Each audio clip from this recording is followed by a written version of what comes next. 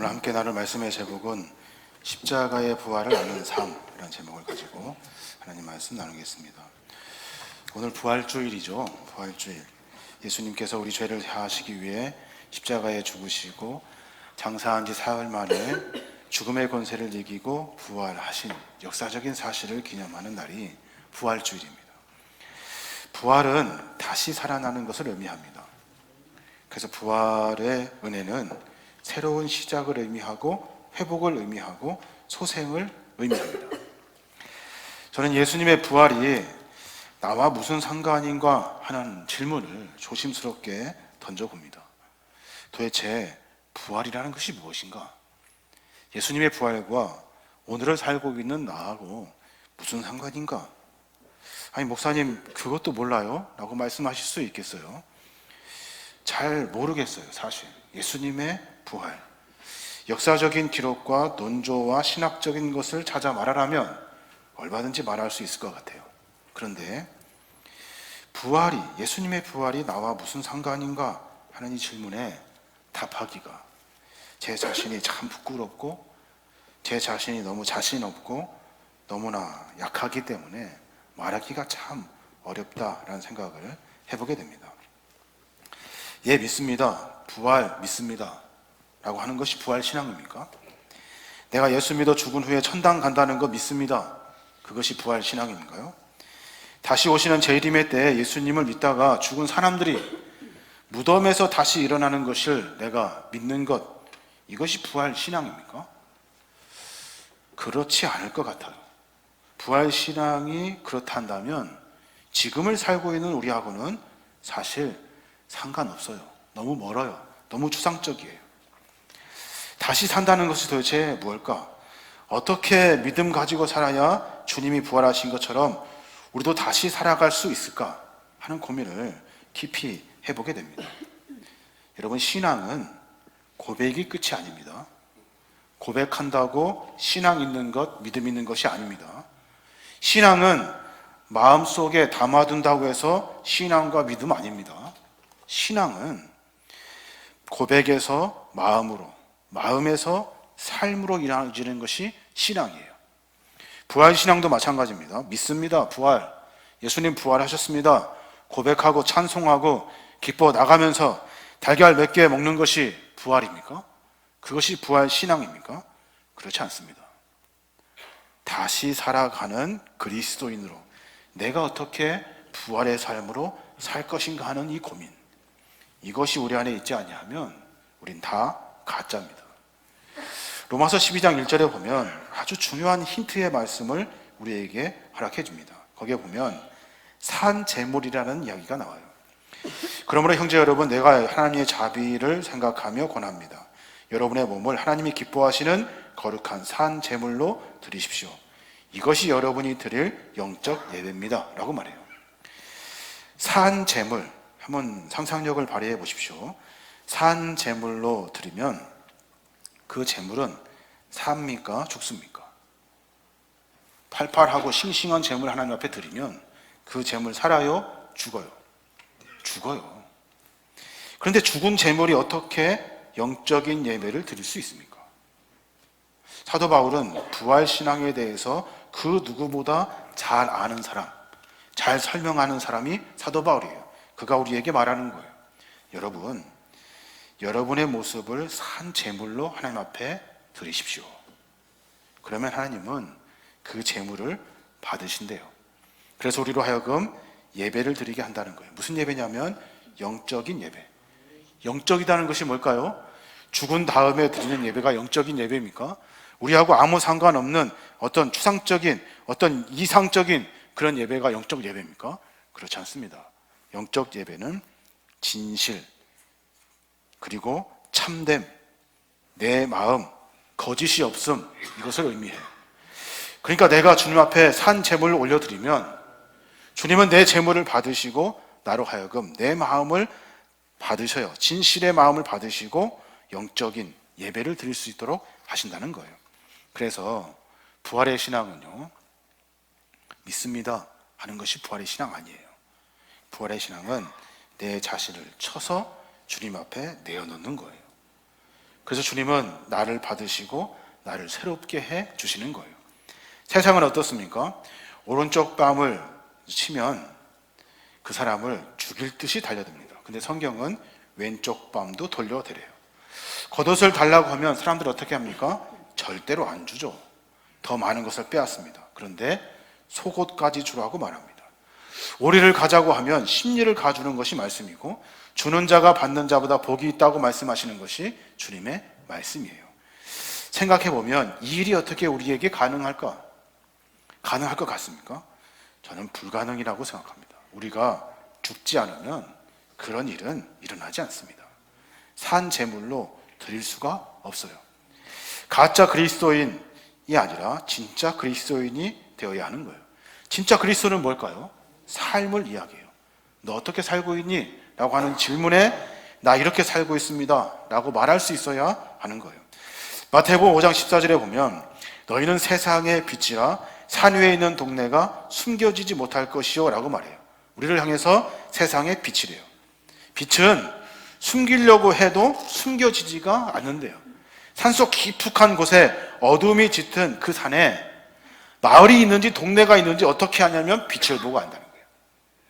그러니까 우리도 하나님의 빛으로 삶을 살아야 하는 거예요. 세상 사람들과 다른 부활의 신앙을 가진 그리스도인으로 삶을 살아야 하는 겁니다. 바울은 그래서 우리를 산 제물로 하나님 앞에 드리래요. 여러분, 산 제물로 하나님 앞에 드리래요. 드리면 하나님이 우리를 바꾸어 주신대요. 여러분, 삶의 모습을 다 죽여버리고 하나님이 원하시는 모습으로 다시 살으래요. 그렇게 할 수 있는 방법을 사도 바울은 세 가지를 이야기합니다. 하나는 뭐냐면, 여러분, 산 제물로 드릴 수 있는 방법 첫 번째는 이제 축복하며 사십시오 라고 말해요. 축복하며. 로마서 12장 14절에 보면 너희를 박해하는 자를 축복하라. 축복하고 저주하지 말아라. 박해하는 자를 축복하고 또 축복하래요. 예수님 뭐라고 말씀하셔요? 누가복음 6장 27절에 그러나 너희 듣는 자들에게 내가 이르노니 너희 원수를 사랑하며 너희를 미워하는 자를 선대하며 너희를 저주하는 자를 위하여 축복하며 너희를 모욕하는 자를 위하여 기도하래요. 여러분, 그렇게 할 수 있습니까? 저는 못할 것 같아요. 원수 같은 사람 용서 못합니다. 뿐만 아니라 사랑한다고 말도 못하고 축복은 더 안 됩니다. 차라리 저주하고 말지. 주님도 말씀하시잖아요. 선대하래요. 축복하고 모욕하는 자를 위해서 기도해 주래요.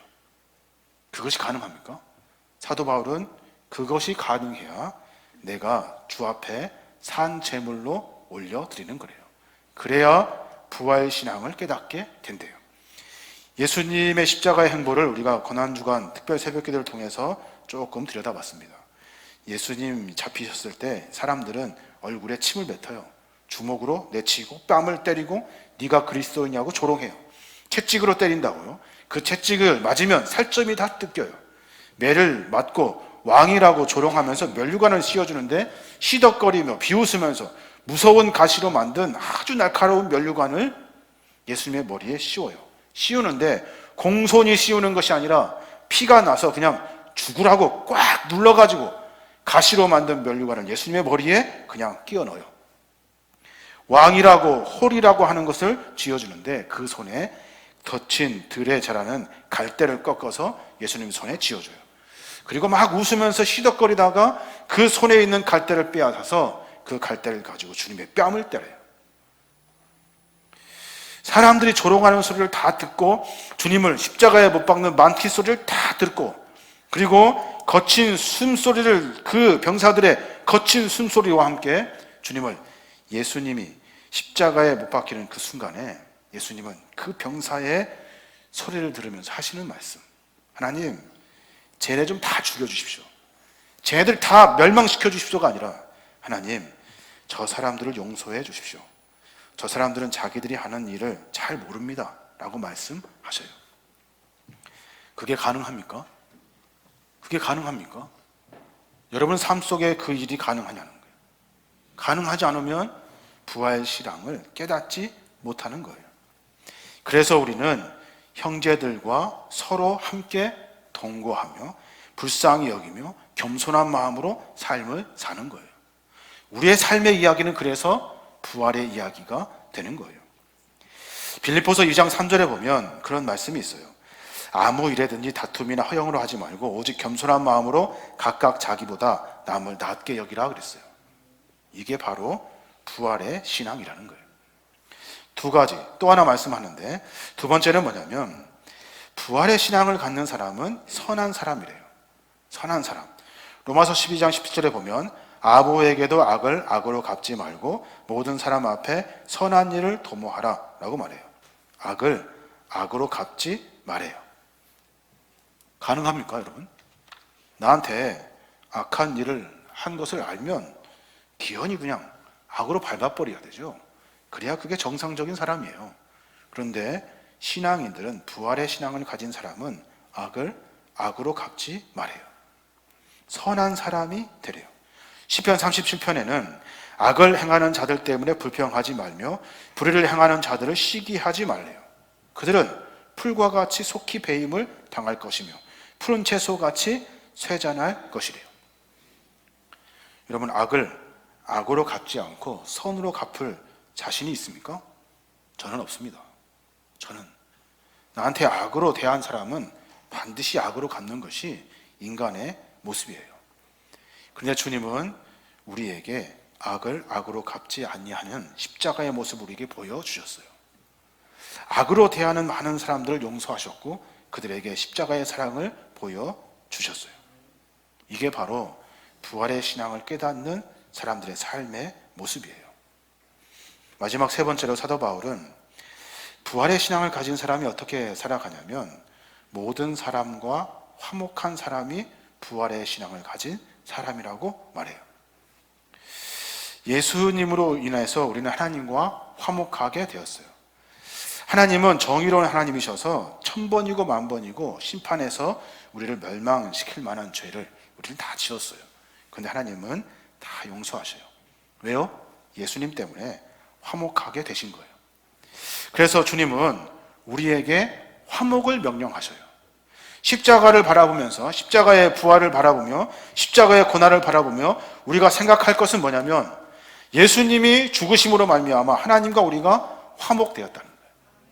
그러니까 십자가의 죽음을, 십자가의 그 고난을 깨닫고 아는 사람들은 화목하려고 몸부림을 쳐요. 로마서 5장 10절에 보면 우리가 하나님과 원수되었을 때 그리스도의 죽으심으로 하나님과 화목하게 되었다면 화목을 이룬 우리가 그의 살으심으로 구원받게 될 것은 뻔한 일입니다. 그러나 이것이 전부가 아닙니다. 우리를 하나님과 화목하게 하신 우리 주 예수 그리스도를 통해서 우리는 하나님 안에서 기쁨도 누리고 있는 겁니다. 무슨 말이에요? 하나님과 원수되었을 때 주님께서 십자가에 죽으심으로 하나님과 화목하게 되었대요. 그래서 우리는 구원받게 되었다는 거예요. 그런데 그것이 전부가 아니라는 거예요. 우리를 하나님은 어떻게 삼으셨냐면 화목하게 하셔서 우리를 통해서 화목의 사신이 되게 하신 거예요. 사람들과 만나면서 원수 맺으며 살아가는 것이 아니라 화목하며 삶을 살으라고 명령하신 거예요. 우리를 통해서 십자가의 사랑을 드러낼 수 있도록 하신 것이 하나님의 마음이고, 그래서 십자가를 아는 사람은 화목하려고 몸부림치는 사람이라는 거예요. 여러분, 화목하려고 하십니까? 우리는 화목하려고 하질 않아요. 내 승질대로 살려고 하지. 내 자존심을 상하게 하는 사람들을 용서할 수가 없어요. 내버려둘 수가 없죠. 기어이 그냥 가서 밟아버려요. 그게 세상의 삶의 원리잖아요. 그래서 사도 바울이 로마서 12장 18절에 그렇게 말해요. 할 수 있거든. 할 수 있거든. 해봐. 노력해봐. 애써봐. 할 수 있거든. 너희로서는 모든 사람과 더불어 화목하라. 이렇게 하려면 내 자신을 산채로 내어놓아야 돼요. 이 일이 가능하냐는 거예요. 형제와 화목하고 그 후에 와서 예물 드리라 했어요. 부부간의 아내와 사랑하기를 자기 자신같이 사랑하라 했어요. 자기 남편을 존경하라 했어요. 모든 사람은 모든 사람과 더불어 화목하라고 하신 거예요. 그래서 사도 바울이 고린도후서 5장 18절에 이 모든 것은 하나님이 하시는 일입니다. 하나님은 그리스도를 통해 우리를 자기와 화해시키고 우리에게 화해의 직책을 주신 겁니다 라고 말해요. 우리가 화해하는 이유는 주님이 우리를 위해 죽으심으로 하나님과 우리가 화해하게 하셨고, 그 화해의 이야기들을 사람들에게 전해어 주라고 우리에게 화해의 직책을 주셨다는 거예요. 여러분, 그런데 우리는 화해하며 삽니까? 화해하며 살지 않아요. 우리는 서로 싸우며 살아요. 서로 욕하고 서로 저주하고 서로 미워하며 살아요. 그러면서 신앙인인 척하며 살아요. 그러면서 부활절 되면 여김없이 부활절에 예배를 드리죠.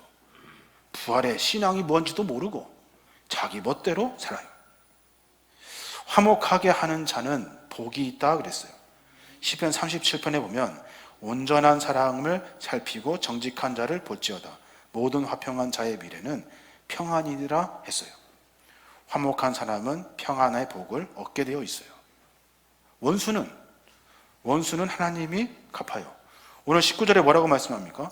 내 사랑하는 자들아, 너희가 친히 원수 갚지 말고 하나님의 진노하심에 맡기라 그랬어요.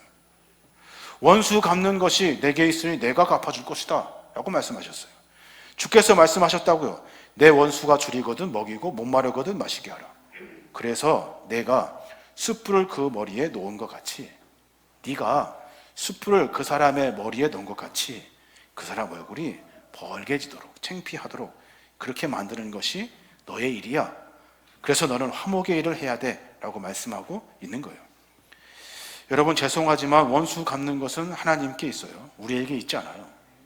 세상의 방법으로 사셔서는 안 돼요. 원수 갚는 일 때문에 스트레스 받으면 안 돼요. 마음에 고통 당하지 마십시오. 원수는 하나님께 맡겨버리는 거예요. 사무엘상 26장에 보면 다윗이 사울을 쫓아갑니다. 그러다 기회를 만나요. 사울을 죽일 수 있는 유일한 기회. 아비새가 창끝으로 사울을 향하여 찌르려고 합니다. 다윗 왕이시여 죽일까요? 라고 말한다고요. 그때 다윗이 그리 말해요. 다윗이 아비새에게 이르되 죽이지 말라. 여호와께서 살아계심을 두고 맹세하노니 여호와께서 그를 치시리라. 야, 우리가 할 필요 없어. 하나님이 하셔 라고 말한다고요. 원수 갚는 것 때문에 스트레스 받지 마십시오. 뿐만 아니라 다른 사람의 원수가 되지 마십시오. 다른 사람의 원수가 되지 않도록 우리의 삶을 정비해야 돼요.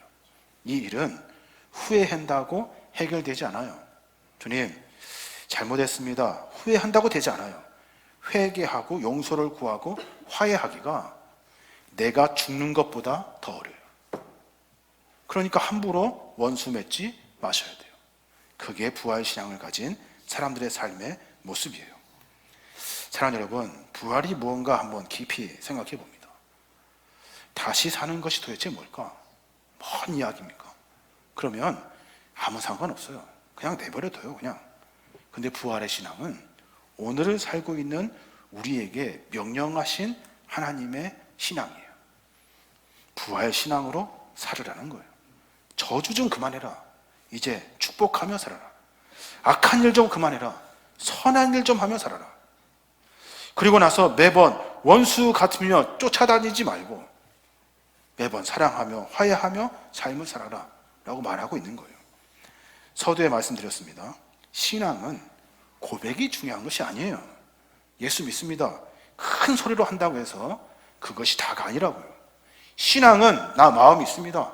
주님을 사랑하는 마음이 있습니다. 그것이 중요한 것이 아니에요. 신앙은 마음도 아니에요. 신앙은 뭐예요? 삶이에요. 어떤 삶? 내가 죽어도, 내가 십자가에 못 박혀 죽어도, 내가 하나님의 말씀으로 살아서 내 자존심이 뭉개어져도 하나님의 말씀으로 삶을 살아내는 거예요. 축복하고 선을 행하고 화해하는 삶. 이게 죽기보다 힘들다고요. 죽기보다. 이 삶으로 변화되어야 우리가 부활의 신앙을 깨닫게 되는 거예요. 그래서 예수 믿는 사람들은 저주하지 않습니다. 우리는 축복하며 살아요.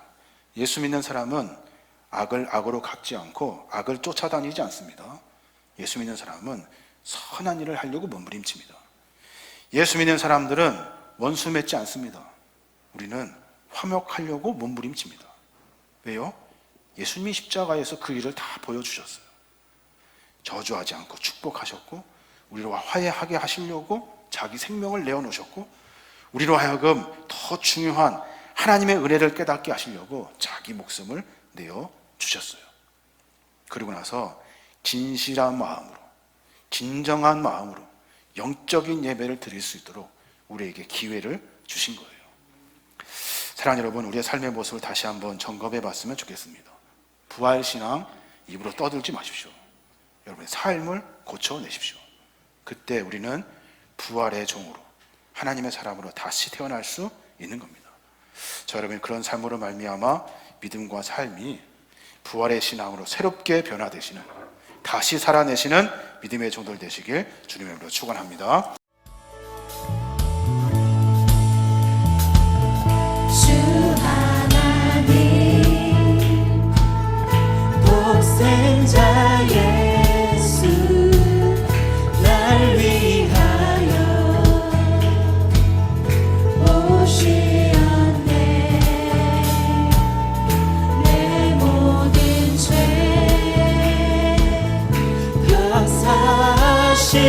사시고 죽음에서 부활하신 나의 구세주, 살아계신 주, 나의 참된 소망, 걱정 되시 전혀 없네.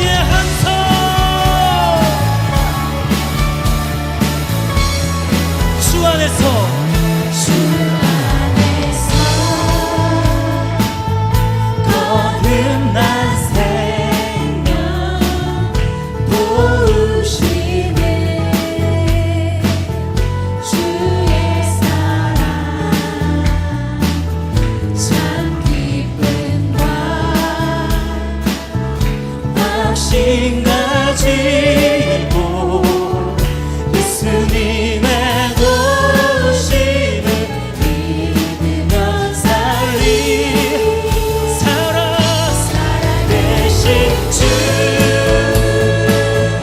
나의 참된 소망, 아멘. 어떤 뜻이 전혀 없네.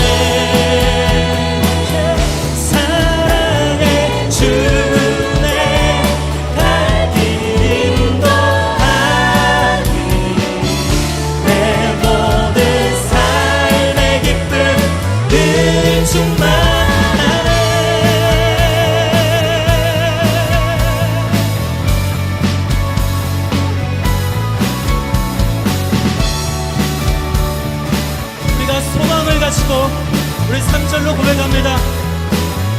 그 언젠가 죽을 때까지 주를 위해 아멘 싸우리라. 승리의 길 알고 주님, 주님께서 나의 앞길 지켜주시니 다시 한 번 더 고백합니다.